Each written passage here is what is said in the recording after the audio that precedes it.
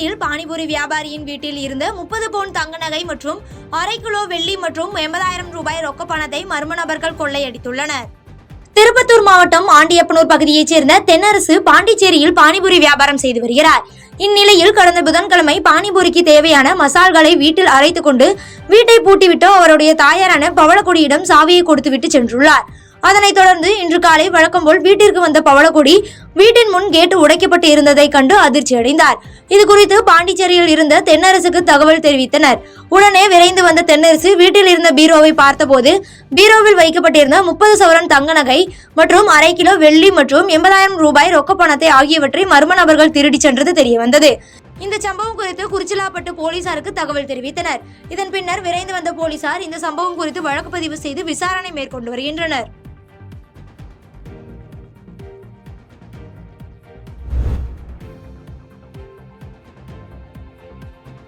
சட்டத்துறை அமைச்சருக்கும் தூக்கம் போய்விடும் என்ற அளவிற்கு தமிழகத்தில் சட்டம் ஒழுங்கு சீர்குலைந்துள்ளதாக பாஜக தேசிய செயற்குழு உறுப்பினர் எச். ராஜா உதகையில் விமர்சித்துள்ளார். நீலகிரி மாவட்டம் உதகையில் இளம் படகர் சங்கம் கட்டிடத்தில் முன்னாள் பாஜக நீலகிரி நாடாளுமன்ற உறுப்பினர் மாஸ்டர் மாதனின் இரங்கல் கூட்டம் நடைபெற்றது. இக்கூட்டத்தில் பாஜகவினர் தேசிய செயற்குழு உறுப்பினர் எச். ராஜா கலந்து கொண்டு அவரது உருவப்படத்திற்கு அஞ்சலி செலுத்தினார். இதனைத் தொடர்ந்து செய்தியாளர்களிடம் பேசிய அவர், தமிழகத்தில் சட்டமன்ற தேர்தலை முன்னிட்டு பாஜக சார்பில் சட்டமன்ற தேர்தலை எதிர்கொள்ளும் வகையில் திருப்பூரில் வரும் 11ஆம் தேதி பாஜக சார்பில் ஆலோசனை கூட்டம் நடைபெற உள்ளதாகவும், சட்டமன்ற தேர்தலில் எதிர்கொள்ள அடுத்த கட்ட நகர்வுகளை முன்னெடுக்க மாநிலம் மற்றும் சட்டமன்ற உறுப்பினர்களுக்கான கூட்டம் நடைபெற உள்ளதாகவும் அவர் கூறினார். தமிழகத்தில் சட்டம் ஒழுங்கு சீர்குலைந்துள்ளது. இதற்கு உதாரணம் தமிழக காவல் நிலையத்திலேயே பெட்ரோல் குண்டு வீச்சு நடைபெற்றுள்ளது என்று குற்றம் சாட்டி பேசினார்.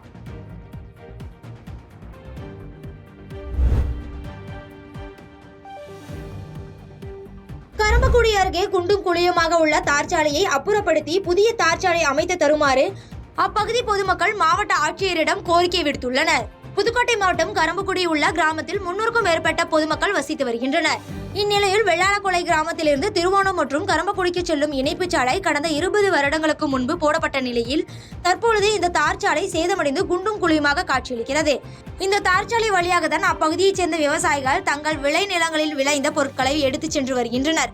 மேலும் இவ்வழியாக செல்லும் வாகன ஓட்டிகள் மற்றும் பொதுமக்கள் பள்ளி கல்லூரி மாணவர்கள் என பெரும் சிரமத்திற்கு உள்ளாகி வருகின்றனர்.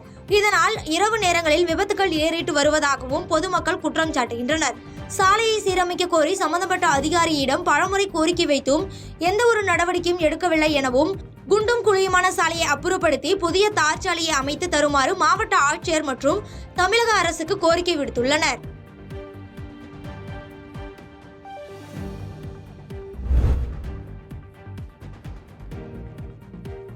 தின்னர் தயாரிக்கும் தனியார் நிறுவனத்தில் திடீர் தீ விபத்து ஏற்பட்டதால் தீயணைப்பு வீரர்கள் போராடி தீயை அணைத்துள்ளனர்.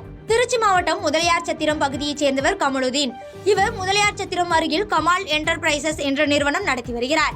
இந்நிறுவனத்தின் மூலம் தின்னர் தயாரித்து விநியோகம் செய்து வருகின்ற நிலையில் மாலை நேரத்தில் தனியார் நிறுவனத்தில் இருந்து புகை வருவதை கண்ட அப்பகுதி பொதுமக்கள் இதுகுறித்து தீயணைப்பு துறையினருக்கு தகவல் கொடுத்தனர்.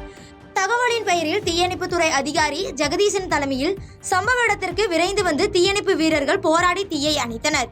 இதனைத் தொடர்ந்து முதல்கட்ட விசாரணையில் தின்னர் தயாரிப்பதற்காக 3 பேரல்களில் வைக்கப்பட்டிருந்த ரசாயனம் தீப்பற்றி வெடித்ததை அடுத்து தீ வேகமாக பரவியதாக தெரிவிக்கின்றனர். இந்த தீ விபத்து தொடர்பாக திருச்சி பாலக்கரை காவல் நிலைய காவல்துறையினர் உரிமையாளர் கமாலுதீனை அழைத்து விசாரணை மேற்கொண்டு வருகின்றனர். தகவல் அறிந்த கிழக்கு சட்டமன்ற உறுப்பினர் இனியோ இருதயராஜ், அப்பகுதி மாமன்ற உறுப்பினர் ரிஷ்வான் பானு ஆகியோர் நேரில் சென்று இடத்தை பார்வையிட்டனர். பாதகம் செய்பவரை கண்டால் நாம் பயங்கொள்ளலாகாது பாப்பா, மோதி மிதித்து விடு பாப்பா, அவர் முகத்தில் உமிழ்ந்து விடு பாப்பா. அண்மை செய்திகளை உடனுக்குடன் தெரிந்து கொள்ள இணைந்திருங்கள் இயம்நாடு தொலைக்காட்சியுடன்.